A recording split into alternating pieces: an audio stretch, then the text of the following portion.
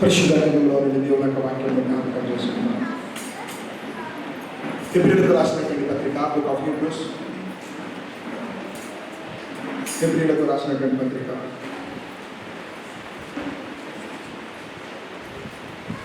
హెబ్రీయులకు రాసినటువంటి పత్రిక 11వ అధ్యాయం 7వ వచనాన్ని చదువుతున్నాము.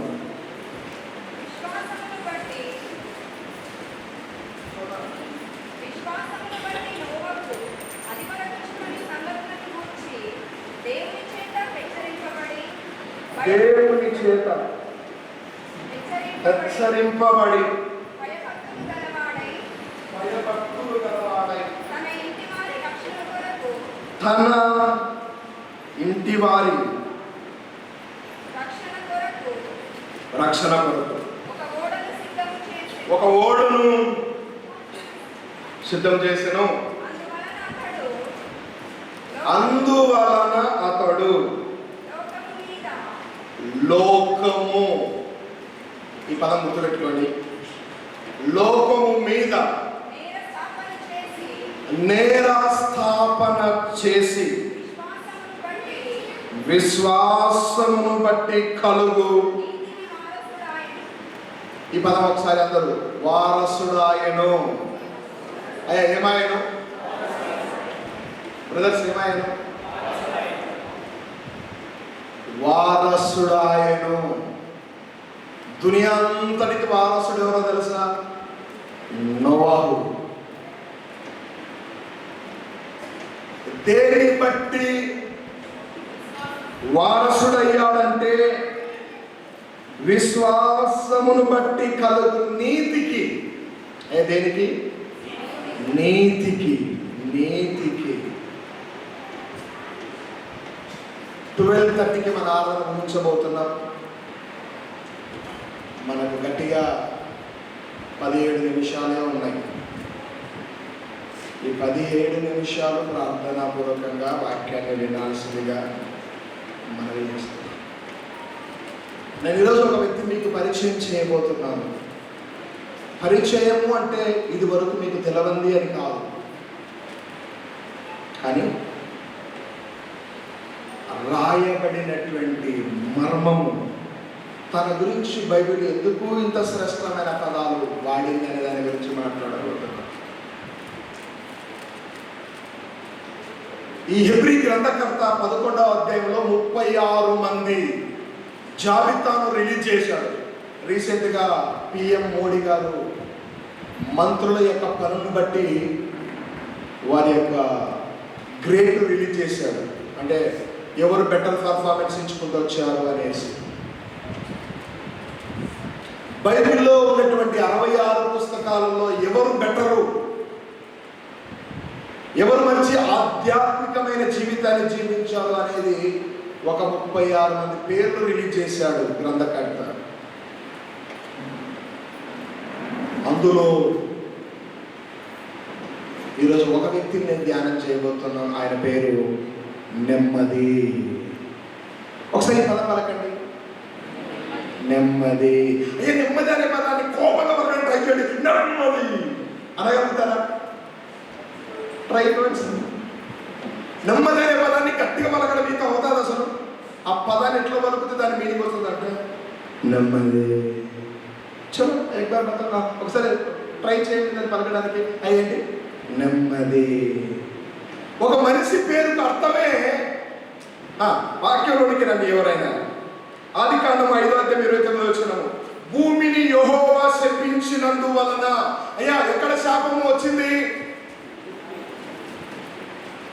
ఎక్కడ శాపం వచ్చింది? దేవుడు భూమిని ఎప్పుడు శపించాడు?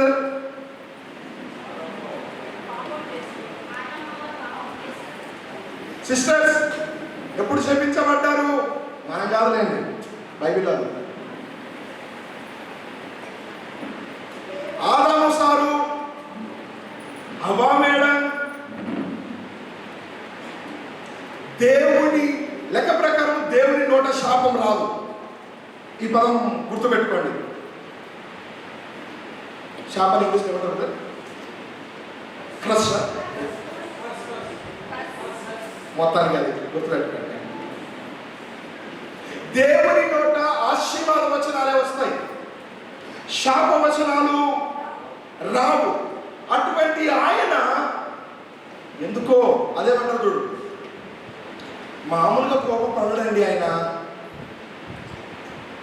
ఈ పదం గుర్తుపెట్టుకోండి, మామూలుగా కోపపడడు ఆయన. అటువంటి ఆయనకే కోపం వచ్చిందంటే వాళ్ళు ఎన్ని కథలు చేసినారు అని మనకు అర్థం వస్తుంది. రోజు కోపపడేటప్పుడు ఉన్నాడు అనుకో, వాడు అంతే అట్లా వదులుతుంటాడని అనుకుంటారు. ఎప్పుడైనా అదేమంటే చూడు, అమావాస్య పుణ్యాలకి ఎప్పుడో రేరుగా కోపపడేటోడు ఈ రోజు కానీ పడ్డాడు అనుకో, అసలు అందరూ కోపపడతారు కానీ ఆ బ్రదర్ అసలు కోపమే, అటువంటి వాడు కోపపడ్డాడు.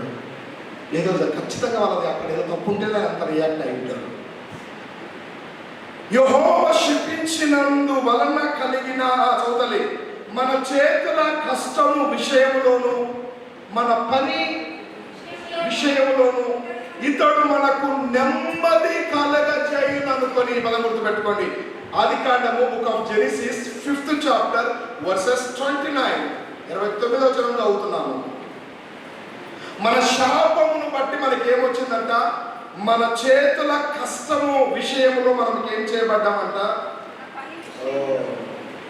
ఇప్పుడు పుట్టే ఈయనను బట్టి మనకి ఏమొస్తుంది అని పేరు పెట్టుకున్నారంటే, ఇతడు మనకు నెమ్మది కలగజేయుననుకొని ఇతనికి నోవాహు. ఒకసారి మీ బైబిల్ చూడాలనుకుంటున్నాను.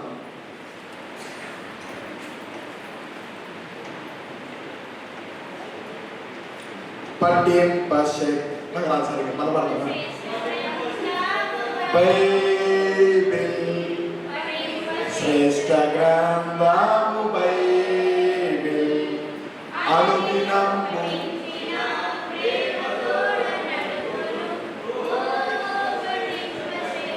గ్రంథము బైబిల్. మనం దీన్ని రెగ్యులర్ పెట్టుకుంటే ఇంకా బాగుంటుందా? ఈ గ్రంథము శ్రేష్టమైనది, ఇది పఠింప శ్రేష్టమైనది. దేవుడు నోవాహును పుట్టించినప్పుడు వాళ్ళ పేరెంట్స్ కాదు ఇలా అనుకునేది, వాళ్ళ ఊరు మొత్తము శపించబడినటువంటి ఆదాము వంశావళి మొత్తం అనుకుంది. ఇతడు మనకు he will give peace. ఏమిస్తాడు? నోవాహుని ఏమనుకున్నారు? he will give peace for us. మన కోసం అతడు. ఎప్పుడు ఇలాంటి పదాలు మీరు ట్రై చేశారా? ఈ మధ్య క్రిస్టియన్లో ట్రెండ్ ఏమొచ్చిందంటే తెలియని ఇంగ్లీష్ పేర్లు పెట్టుకుంటున్నారు. అది వీళ్ళకు కూడా రాదు, వారికి కూడా రాదు. పేర్లు ఇంగ్లీష్ పేర్లు అన్నీ. ఆ పేర్లకు అర్థము అడిగితే ఏదో మ్యాచింగ్లు ఉంటాయి అన్నట్టు. అమ్మ పేరు అయ్య పేరు కలవాలా, తాత పేరు కలవాలా, అక్కడ పేరు పెట్టబడిన పర్పస్ ఏంటంటే అక్కడున్న సిచ్యువేషన్ ఏంటివంటే వాళ్ళు శపించబడ్డారు, వాళ్ళ చేతుల కష్టార్జితము చినిగిపోయిన సంచులో వేసినట్టుగా ఉంటుంది. సో ఆ టైంలో ఆయనకు ఒక పేరు పెట్టారు, it's called a Nova. Innova కాదు, ఇనోవా అంటే టొయోటో. నోవా, ఇన్ నోవా, పడవలో ఓడలో ఉన్న నోవా అని అర్థం. అది నోవాకి. సరే, ఓకే, మన ముందుకు వెళ్తున్నాం. అతని పేరేం పేరు తల్లి? నెమ్మది. అర్థమేంటి? నెమ్మది. చర్చిలో మాస్టర్ గారు ఏ వాక్యం చెప్పాడు? ఇనోవా కార్ గురించి చెప్పినాడని చెప్పాకండి. మాస్టర్ గారు ఏమైనా ప్రమోట్ చేస్తున్నాడు ఇనోవా కార్ అనుకోండి. దేని గురించి మాట్లాడినాం? నోవా గారి గురించి.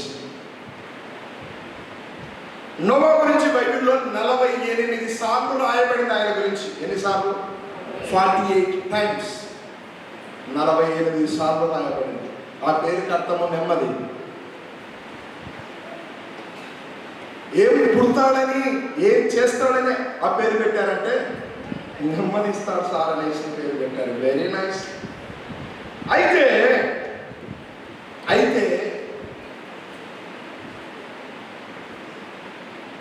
నోవా గురించి ఈరోజు మనం మాట్లాడుతూ 6వ అధ్యాయం మొదటి వచనంలోనికి రండి నాయన. ఆది కాండము 6వ అధ్యాయం మొదటి వచనం చదువుతుంది. ఏంటమ్మా? నరులు భూమి మీద విస్తరింప ఆరంభించిన తర్వాత కుమార్తెలు వారికి పుట్టినప్పుడు దేవుని కుమారులు నరుల కుమార్తెలు చక్కని వారని చూచి తమకు మనస్సు వచ్చిన స్త్రీలను ఏమి నచ్చిన మనసుకు నచ్చిన. చాలా మంది చెప్తారు, నా మనసు నా మాట వింటలేదు, నా మనసు నా దగ్గర లేదు. మరి ఇంకేడంలో ఇది ఎప్పుడు స్టార్ట్ అయిందో తెలుసా? ఈ మనసు వినని జోలి ఆనే స్టార్ట్ అయిపోయింది. దేవునికి నచ్చిన అనే పదం లేదు, మనసుకు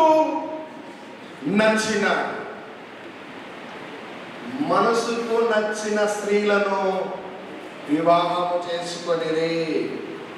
దేవుని కుమారులు నరుల కుమార్తెలను. మీరు దేవుని కుమారులు అంటే పైన వచ్చినట్టు అనుకోకండి, కాదు. లేకపోతే దేవదూతలు అని అనుకోకండి, అసలే కాదు. దేవుని కుమారులు ఎవరయ్యా అంటే, ఎవరి నామంలో మొట్టమొదటిసారిగా ఎవరి టైంలో ప్రార్థన ప్రారంభమైంది? యెహోవా నామంలో. ఎనోష్ ఎవరి కొడుకు? హేబెలుకు రీప్లేస్ ఎవరు వచ్చారు? షేతుకు పుట్టినటువంటి పిల్లలందరూ దేవుని కుమారులు. గుర్తుపెట్టుకోండి, షేతు సంతానం అంతా దేవుని కుమారుడు. ఆదాము వంశావళి మత్తయి సువార్తలో ఉంటుంది, లూకా సువార్తలో ఉంటుంది, మొదటి దినవృత్తాంతాల గ్రంథంలో ఉంటుంది. షేతుకు అనగా ఆత్మీయులు. మీరు ఒకవేళ ఒక అన్యుల ప్రోగ్రాంలో కానీ వెళ్తే మిమ్మల్ని ఏమంటున్నారు? అమ్మ వీళ్ళు దేవుని పిల్లలండి, వీళ్ళు మాది తినరు. ఆ పదం ఎప్పుడైనా అన్నారా మిమ్మల్ని? బ్రదర్ అన్నారా? వాళ్ళకంటే ముందు మీరే ప్లేట్ పట్టుకుని నిలబడితే మిమ్మల్ని తింటారు.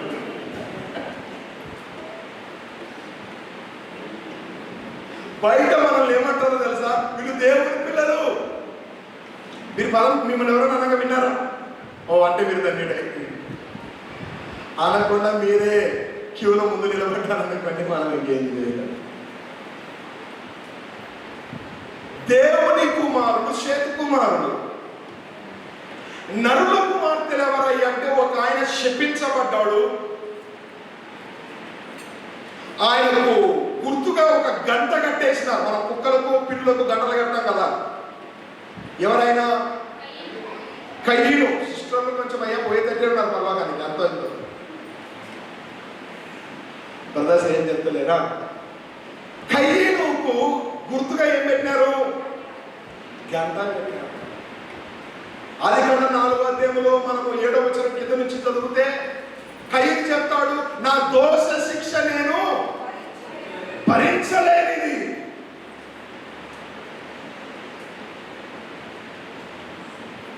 కయ్యను శపించబడినవాడు.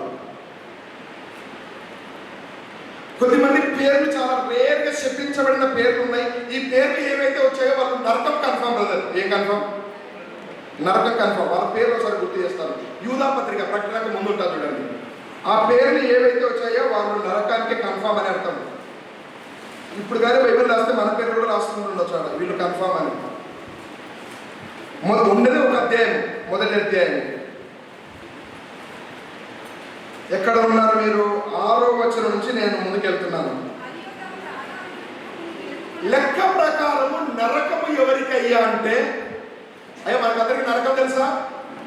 2 ఉన్నాయి మనకు. ఒకటి పరలోకము, సండే స్కూల్ పిల్లలకు కూడా తెలుసు నరకం అంటే. అయ్యో నాకు మన ఎవరు అడిగారు, మీ సండే స్కూల్ టీచర్ పేరు నీకు తెలుసా అని అడిగాడు మా తల్లి సంఘంలో ఒక ఆయన. మన దాకా ఒక సిస్టర్ ఉన్నట్టే తెలుసు, మీకు ఎవరున్నారో నాకు తెలియదని చెప్పి. చూసినావా, నువ్వు సండే స్కూల్ పిల్లలతో ఫోకస్ పెడతానేమో అని. ఇలా పెట్టడానికి అయితే లేదు మనకు. సరే, ప్రయత్నం చేద్దామా? సో తమ ప్రధానత్వమును నిలుపు కనుక తమ నివాస స్థలమును విడిచిన దేవదూతలు. అయ్యా, ఎవరు ఈ స్ట్రక్చర్లో ఎవరు వస్తారో మీకు ఏమైనా గుర్తుందా? ప్రధానత్వమును నిలుపుకొనక త్రోసివేయబడిన దూతలు ఎవరండి? లూసిఫర్, తనతో పాటు దేవదూతలు. వాళ్ళందరూ వారికి దేవుడు ఒక పోస్ట్ ఇచ్చిండు, ఒక హోదా ఇచ్చిండు. వాట్ ద డ్యూటీ అంటే, వాట్స్ ద డ్యూటీ అంటే, they are worship to God is a holy holy holy. వాళ్ళ పని ఏంటంటే దేవుడు పరిశుద్ధుడు పరిశుద్ధుడు పరిశుద్ధుడని పొగడాలి, అదే వాళ్ళ డ్యూటీ. జాన్ పాస్టర్ డ్యూటీ ఏంటో తెలుసా? 10 గంటలకు రావాలి, 12:30 1 గంట వరకు ఈ ఆరాధన క్రమం జరిగించుకోవాలి. అదే ఆయన డ్యూటీ. ఆయన ఎందుకు ఎక్కడ పెట్టుకున్నారంటే, ఏదైనా గృహ కొడుకులు ఉన్నాయని తెలిస్తే వాళ్ళ ఇళ్ళకి వెళ్ళి ప్రార్థన చేయడం, ఎవరైనా బాగాలేదని తెలిస్తే వాళ్ళ ఇళ్ళకి వెళ్ళి ప్రార్థన చేయడం, అది పాస్టర్ గారు. సో నేను నమ్ముతున్నాను, నా డ్యూటీని కొంచెము న్యాయంగా చేస్తున్నానని అనుకుంటున్నాను. దేవునికి స్తోత్రం. అయితే ఏ డ్యూటీ అయితే ఇవ్వబడిందో, పరిశుద్ధుడు పరిశుద్ధుడు పరిశుద్ధులని పొగడాల్సిన వాళ్ళు పొగడడం మానేసి ఎప్పుడు ఆయననే పొగడాలా? ఏంటండి, ఎప్పుడు ఆయననే పొగడాలా? మేము కూడా పొగిడించుకోవద్దా? అయ్యే, పొగడతలు ఎవరైతే కోరుకుంటారో వాళ్ళని డెవిల్ తొందరగా అట్రాక్ట్ చేస్తాడు. అందుకే మీరేం చేస్తారంటే, అందుకే యేసు ఏమన్నారంటే, మీరు వెనకాల పోయి కూర్చోండి, మిమ్మల్ని ఎవరైనా పిలిచి స్టేజ్ మీదకి పిలిస్తే మీకు అప్పుడు అది ఏంటి సందర్భం అనేది, అది మీకు గౌరవం. మీరే స్టేజ్ మీద వెళ్ళి కూర్చున్నారనుకో, కూర్చున్నాక బ్రదర్ ప్లేస్ వేరే వాళ్ళ కోసం వేసిన మీరు కిందికి వెళ్ళిపోరా అన్నారనుకో, అది సేమ్ ఫీల్ కాదు, అది అంతేనా ఇన్సల్ట్గా ఫీల్ అవుతాం.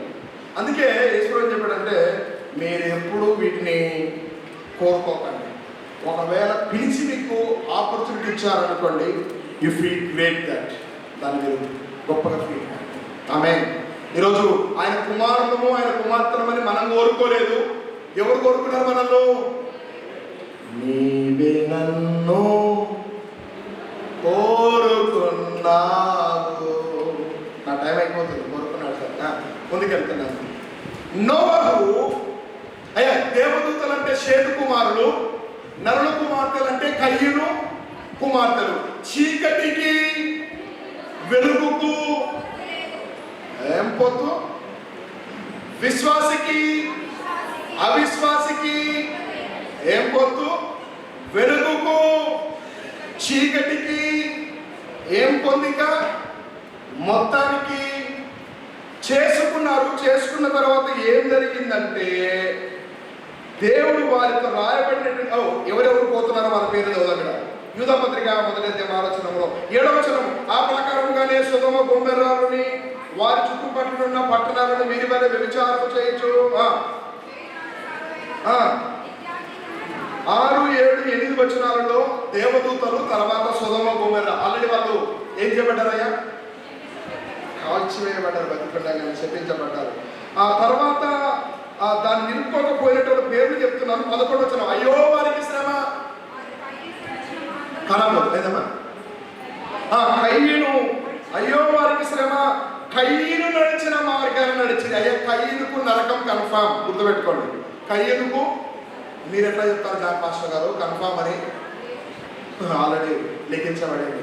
కయ్యూను నడిచిన మార్గాన్ని నడిచింది. ఈరోజు ఎవరైతే కయ్యూను లాగా, కయ్యూనుకున్న అయ్యా నెగిటివ్ ఏంటి? తమ్ముడు ఆఫరింగ్ పట్టుకొచ్చాడు. ఎవరా తమ్ముడు? దేవుడు ఏం చేసిందంటే, ఈయన ఆఫరింగ్ యాక్సెప్ట్ చేయలేదు, తమ్ముని ఆఫరింగ్ను యాక్సెప్ట్ చేశాడు. ఈయనకు మండింది. పొగిడితే ఇంకుంటే నన్నే పొగడాలి, మెచ్చుకుంటే గిచ్చుకుంటే నన్నే మెచ్చుకోవాలి. అసలు దీన్ని స్టార్ట్ చేసితే ఇవ్వడం అనేది ఎవరు? నేను. దేవుడు నా అర్పణను లక్ష్య పెట్టలేదు. అక్కడ రాయబడిన 4వ అధ్యాయం ఆదికాండంలో దేవుడు కయ్యూను అర్పణను ఏం చేసుకున్నాడంట? ముఖమును చిన్నబుచ్చుకొని. దయచేసి ముఖాలు చిన్నబుచ్చుకోకండి, బ్రైట్గా ఉండండి. ఆమేన్. ఏం పుచ్చుకున్నాడు? లోకానికి చూపించు. సొంత తమ్ముడిని ఏం చేయాల్సి వచ్చింది? చంపేయాల్సి వచ్చింది. కారణం ఒకటి జస్ట్ జలసి, ఓర్వలేనితనము. ఈరోజు కయ్యను నడిచిన యూదా పత్రిక ఎవరు అంటే అయ్యో వారికి శ్రమ, కయ్యను నడిచిన మార్గాన నడిచింది. అంటే ఈరోజు ప్రభువు మనల్ని ఏం కోరుకుంటున్నాడు? You don't follow the Cain. మీరు కయ్యను అనుసరించాకండి. అనుసరిస్తే మనం కూడా ఏడిపోతాము. అదే అయితే ఆడికి మీరు పోతారు. దయచేసి మీరు కయ్యను ఫాలో కావద్దు. రెండో పేరు కయ్యను నడిచిన మార్గాన్ని నడిచి బహుమానం పొందాలని బిలాము నడిచిన. అయ్యి బిలాము ఎవరు? బ్రదర్ బిలాము గుర్తుకుందా ఎవరికైనా? సిస్టర్ మా భాషలో ఏదో చెప్తుందా? బిలాము బిలాము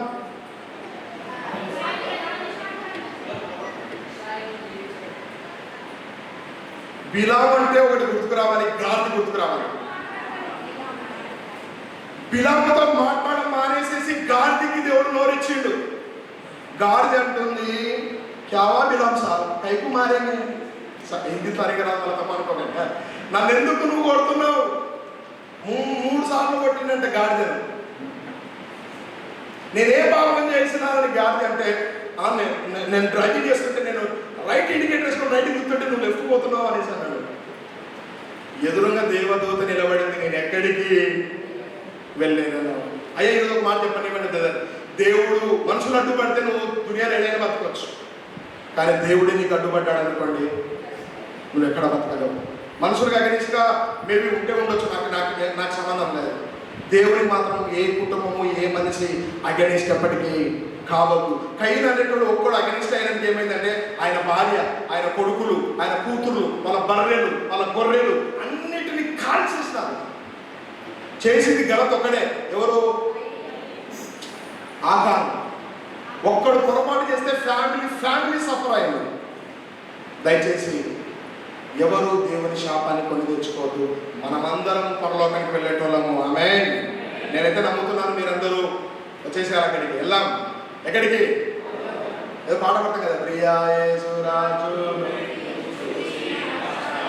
చూసడం కాదు, అలవై ఉండాలి ఇప్పుడు మనం. ఆమేన్. రెడీ అయిపోదాం. వాక్యం ముందుకు వెళ్తున్నాం. మొదటి పేరు కయ్యను, రెండో పేరు బిలాము. ఏం చేసిందంటే 10 రూపాయల ఆఫరింగ్ పెడితే నువ్వేం చేసినా చెప్తా కరెక్ట్ అనేసి అన్నాడు.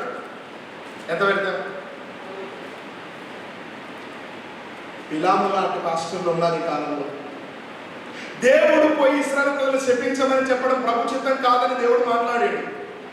మొదటిసారి పోయి అడిగాడు, అయ్యా ఒకసారి ప్రార్థన రూమ్లోకి పోయేసి అడిగేసి వస్తాను, ప్రభు ఏమంటాడు అన్నాడు. ప్రభా మీ జాన అంటే అని అన్నాడు. నక్కోబెట్ట వాళ్ళు నా ప్రజలు. ఇశ్రాయేలు ఎవరు?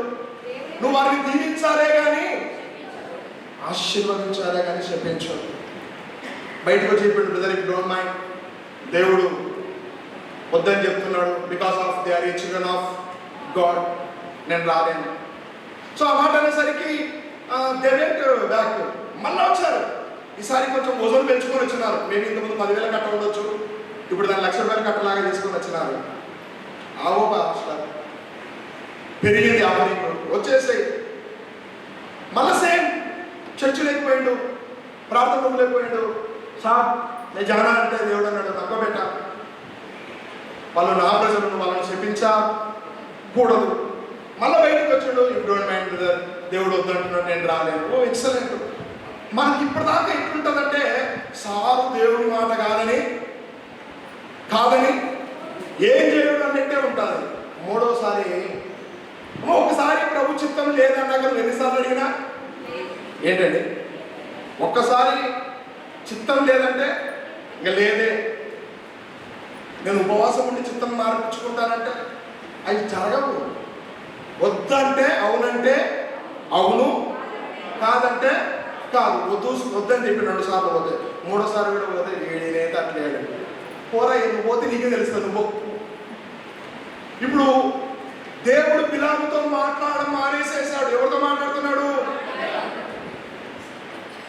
సో ఇప్పుడు మనం ఎవరిని ఫాలో కావద్దు? ఒకటి కయ్యను ఫాలో కావద్దు, రెండవది దేవుని చిత్తాన్ని కాదని మనుషులు ఇచ్చే వాటి కోసము వాటి కోసం పరిగెత్తే జనాలను మనం ఎప్పటికీ ఎంకరేజ్ చేయొద్దు. రెండోది బిలాము. మూడోది చెప్తున్నాయినా, మూడోది యూదాపత్రికలు ఉంటే ఎవరైనా అయ్యా నాకు అర్థం కాలేదు. కోరాహు, ఓకే థ్యాంక్ యూ. కోరాహు చేసినట్టు అయ్యే చాలైనా ఎవరు వీళ్ళు? కోరాహు. ఈ మూడు చెప్తానండి, నోవా గురించి వచ్చేవాళ్ళని చెప్తున్నా, టైం అయిపోయిందా. ఎవరు చేసినట్టు? కోరాహు. ఈ యొక్క వ్యక్తిని చెప్పి నేను ముగించేస్తాను వాక్యాన్ని. ఒకటి కయ్యను. మీకు అర్థమైంది కయ్యను అనగానే ఏం గుర్తుకొచ్చింది కదా? జలసిఫలో ఈ కాంట్ పేరు ఎనివల్. ఎట్లా ఉండాలంటే యాక్సెప్ట్ చేస్తే నన్ను యాక్సెప్ట్ చేయాలి, లేకపోతే దయచేసి it's not God mind set, it's a devil mind set. దాన్ని మనము ఫాలో కావద్దు. కయ్యను అంగీకరించొద్దన్నారు బైబిల్. అంటే మేము ఏకీభవించాలి కయ్యను. రెండవది ఎవరిని? బిలాము. బిలాము ఏం చేసాడు? ప్రభు చిత్తం కాదన్నా కూడా చివరికి దేవుడు ఎవరితో మాట్లాడాల్సి వచ్చింది? తల్లి గాడితో మాట్లాడాల్సి వచ్చింది. మూడో వ్యక్తిని చెప్పి నేను ముగించేస్తాను. మూడో వ్యక్తి పేరు బ్రదర్ కోరాహు. ఈ కోరాహు ఎవరంటే, మీరు ఒక సంఖ్యాకాండంలో మంచి మోసేకు దగ్గర 100 మంది పెద్దలు ఉన్నారు. ఎంతమంది? 100 మంది పెద్దలు ఉన్నారు. ఈ పెద్దలు పెట్టుకోమని చెప్పినటువంటి వ్యక్తి ఎవరంటే వాళ్ళ మామ. మోసే వాళ్ళ మామ ఎవరికైనా గుర్తున్నాడా?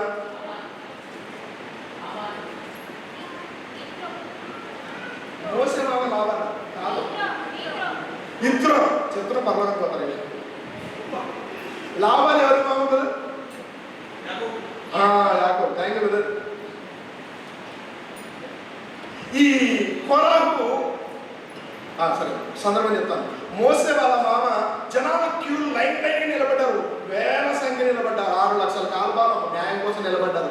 మోసే ఒక్కడు ఉదయం నుంచి సాయంత్రం దాకా నిలబడి జడ్జిమెంట్ ఇస్తున్నాడు. అప్పట్లో అలసిపోతున్నాడు, దూపు అవుతుంది. ఇదంతా చూసిన వాళ్ళ మామ, అల్లుడా ఇది కరెక్ట్ కాదు అల్లుడా అన్నాడు. ఏది కరెక్ట్ కాదు మామ అంటే, ఇంతమందిని గంటలు నిలబెట్టియడము కరెక్ట్ కాదు. మరి ఏం చేయాలా? ఇప్పుడు నువ్వు సేమ్ అనుకో, ఒక 100 మంది క్యాబినెట్ని ఏర్పాటు చేసుకో.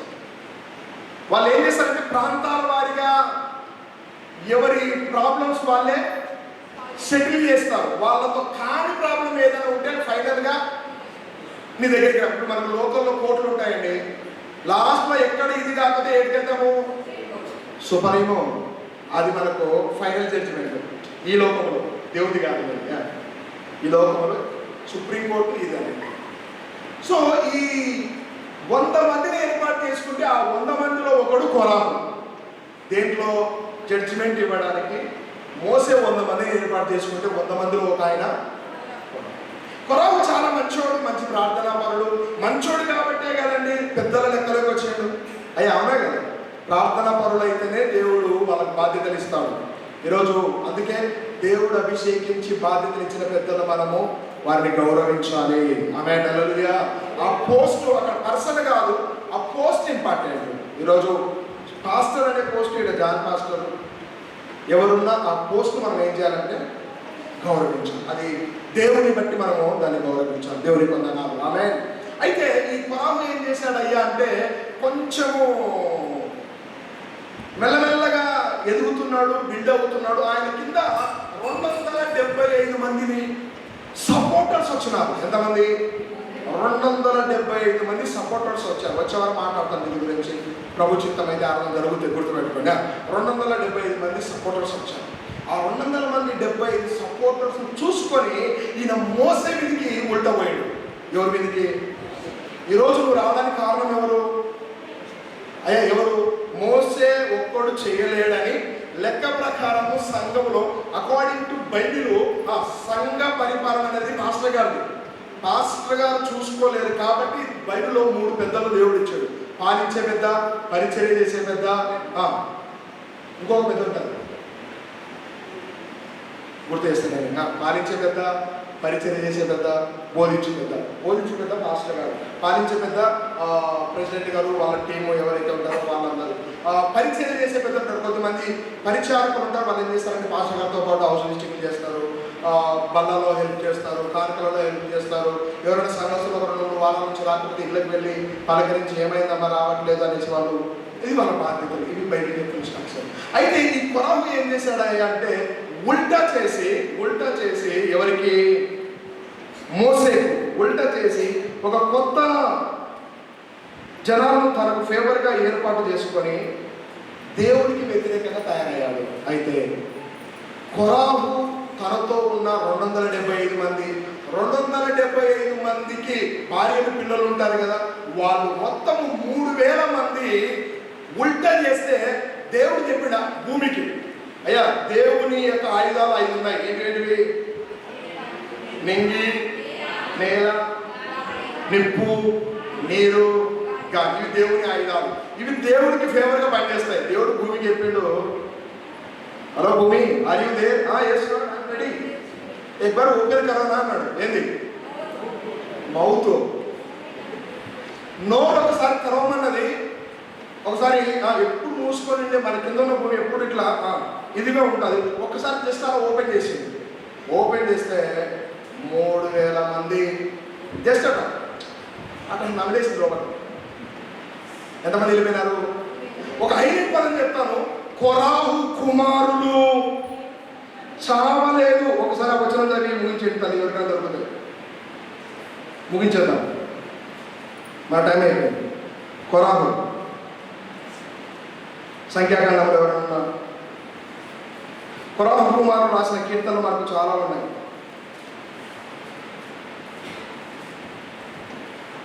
కొరాహు దొరికిందా ఎవరికైనా?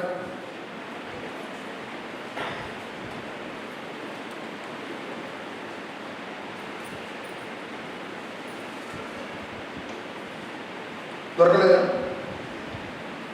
సంఖ్యాకాండం నేనే రావా? 20వ అధ్యాయం, 20వ అధ్యాయంలో ఉన్నది, 27వ అధ్యాయంలో ఉన్నది, 19వ అధ్యాయంలో ఉన్నది.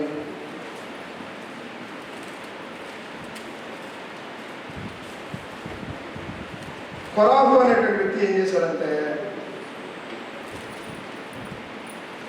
సపోర్ట్ చేయాల్సినటువంటి కొరాహు సపోర్ట్ చేయనందుకు జస్ట్ వాక్యం చదివి ముగించేద్దాం. నేను దాన్ని ఏం వివరించలేదు. నేను సంఖ్యాకాండంలో ఉన్నాను. 26వ అధ్యాయం తల్లి ఎవరైనా 9వ వచనం ఆయన చదువుతానుగా ఏంటమ్మా?